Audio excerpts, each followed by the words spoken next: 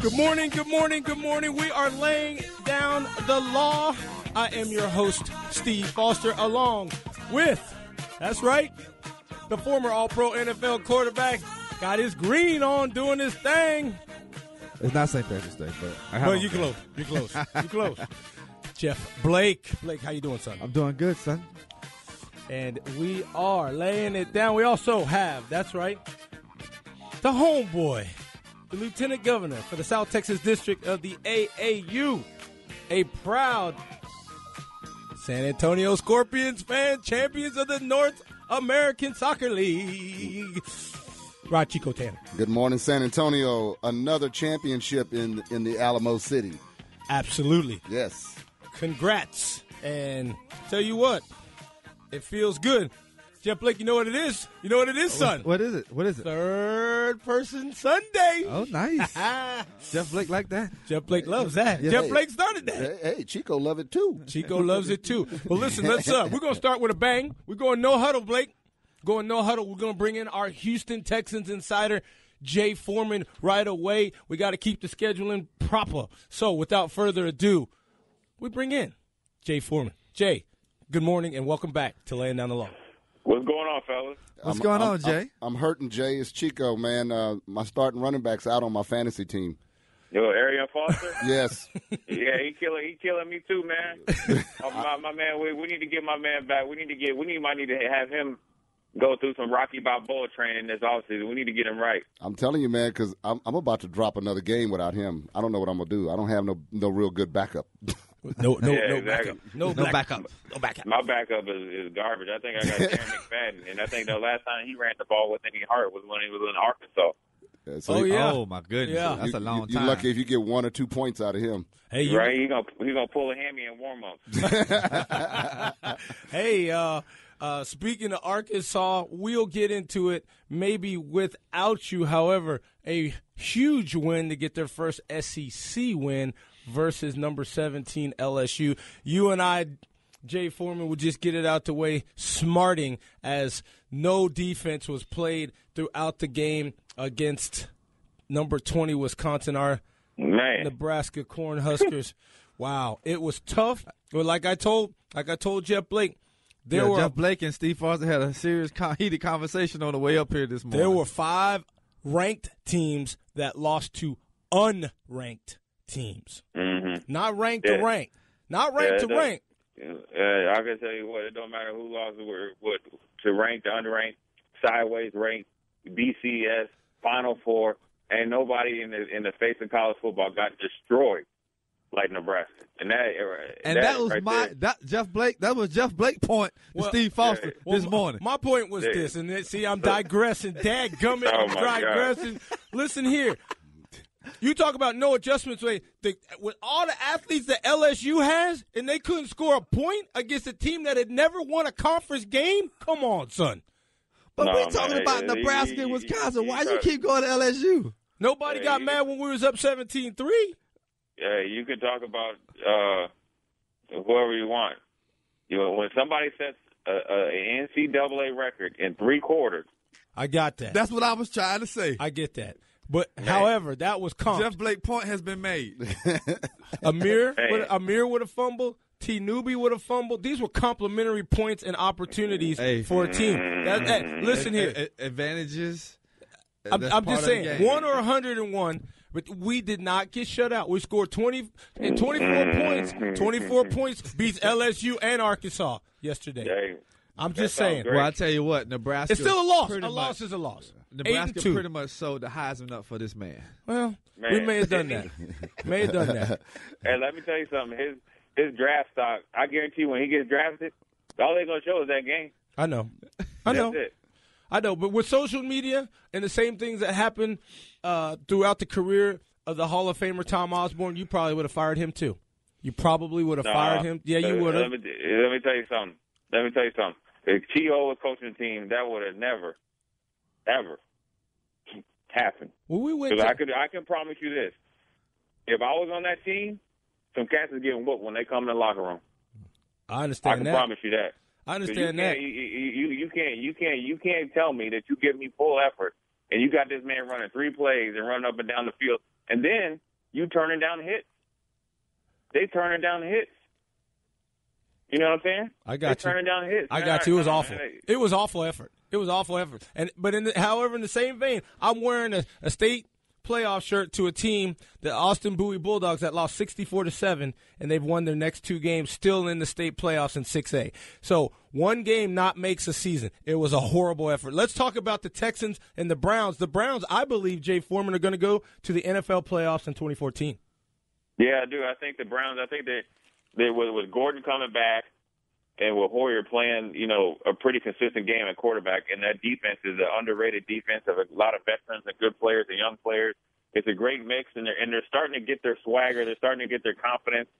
And when you see that week in and week out, regardless if they win or lose, it's the same team, same effort, and they're taking teams that are probably better than them and have a more cohesive unit than them taking them down to the wire, or in a lot of cases, in the Browns' case, winning these games.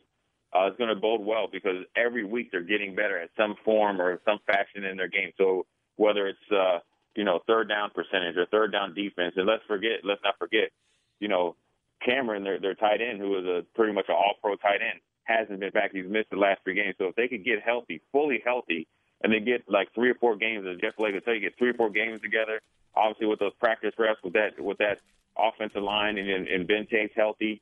Then you get Cameron back, and then you get Josh Gordon, all with the other guys that they've developed this whole offseason and season to go along with that defense. They're going to be a tough out because they're going to be tough. They're tough mentally, and they have a lot of confidence, and they have a lot of confidence playing against anybody in the league.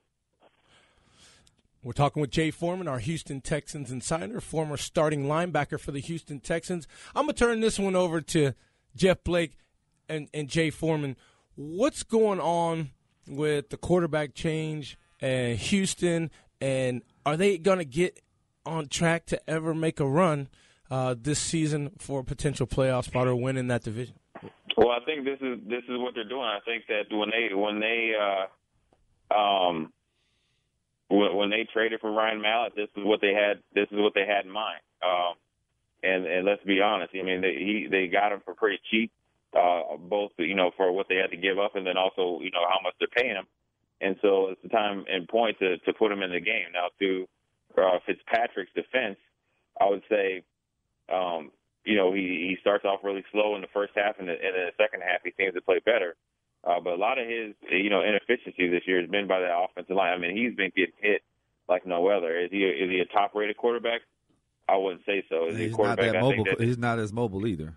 Yeah, he's not that mobile, and I think his arm is okay. I've seen him throw some throws that I don't think a college quarterback would try to even throw. So what I think is happening, I think that over the time when Ryan Mallett has came in, they saw enough of him in practice. I think they also feel very comfortable that they're not going to lose much if they put him in there. So why not see what we got, finish out the season, and he'll give them, in their opinion, the coach's opinion, and then also in my opinion, just as good or sometimes a little bit better chance to win a game, and get to the playoffs. They have a good enough defense. I just think that they're looking for a little bit of spark from the quarterback position and stretch the field now. I mean, you got to think, Andre Johnson, even though he's getting a little long in the tooth, can still make it happen, and they haven't been getting him involved into the game at all. Jay, this is Jeff Blake. I'm still looking at the total offense for the Texans, and like you said, there's nobody that's making any type of consistent plays on the offensive side of the ball, especially at the quarterback position. And being that Ryan Mallett's this is going to be his first start for the Houston Texans. What does he have to do today to help the Texans, get over that hump offensively? That's not the defense, but offensively. I think that, what he needs to do is just be, efficient, when he first comes out. Obviously you want to get a couple of first downs and extend the drive regardless if they score or not. I think that would be paramount, but then also not turn the ball over. And then take control of the huddle. They're going to be looking to him. Everybody's going to be apprehensive to see what he's like, see what he's going to be doing, see his mannerism. You know how it is, Jeff. When you first got your first start, it's not just about what you do in the play. It's about how, do you have command in the huddle? This is practice. Are you going to be excited? Like, do you have that deer in the head, like eyes, head? Yeah, you're ready to go. And I think that one thing I will tell you about Ryan Mallett, now he has a hold for an arm. I mean, he can throw it. And I think that when he gets a realistic chance and get some confidence in himself and get people to believe in him, and people stop focusing on, yeah, he smoked weed in college, when he was 18, 19 years old. Who cares? Look, this is a grown man. He's different. and let's give him a legitimate chance to go out there and prove himself and see whether he's a future starter or could be a stopgap starter, or is he just always going to be a backup?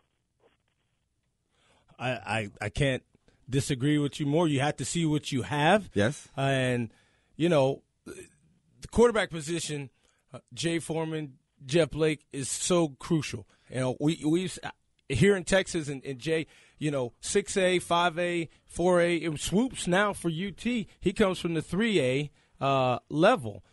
Then you look, to what's going on the professional level. You certainly have to give your guys an opportunity to be either yay or nay, thumbs up or thumbs down. Yeah. And today starts the day. He has to keep the chains moving.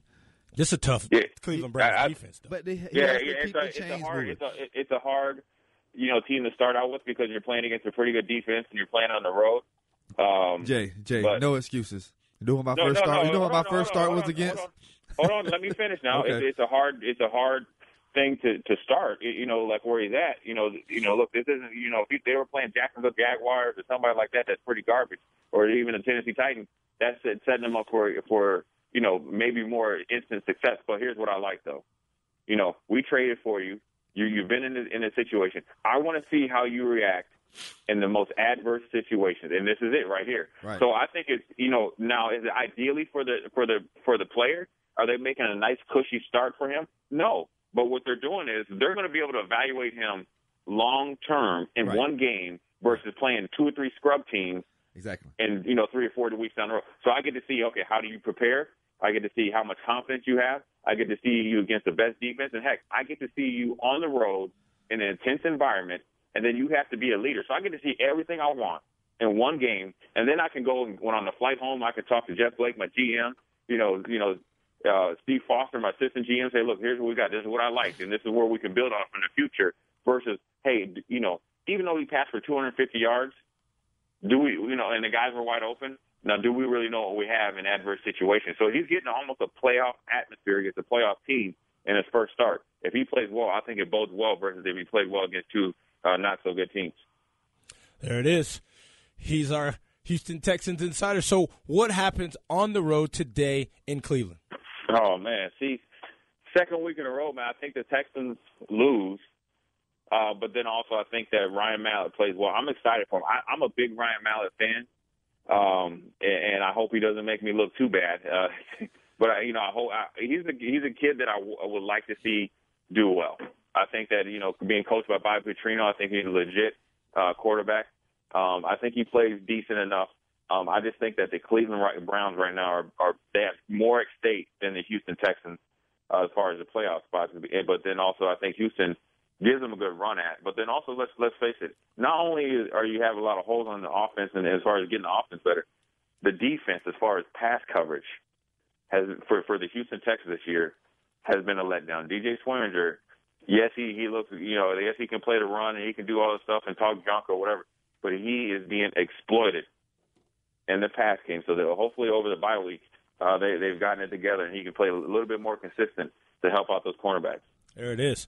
We certainly appreciate it, man. We know that you have a busy schedule, and we are certainly going to be ready at high noon. We're going to get off the air at 11:30 here, then go to the Texans pregame, and then they'll kick off at noon Central. It'll be 1 p.m. in Cleveland. We're actually going to have former head coach of the Cleveland Browns, Sam Rutigliano, who's one of my favorite persons to come on and give some insight about the NFL and all things football as well. So have a great week. Enjoy your day today, Jay Foreman, and we appreciate your time. All right, you too. Thanks a lot, guys. All right. Our Houston Texans insider straight up. Listen. You can give us a shout, 210-656-ESPN, 210-656-3776. And if you got to go away from the radio, ESPNSA.com, or go to the free radio app, tune in on your smartphone, and you can listen to us there as well. We're going to take a sidebar, and we're going to come back right here on Laying Down the Law.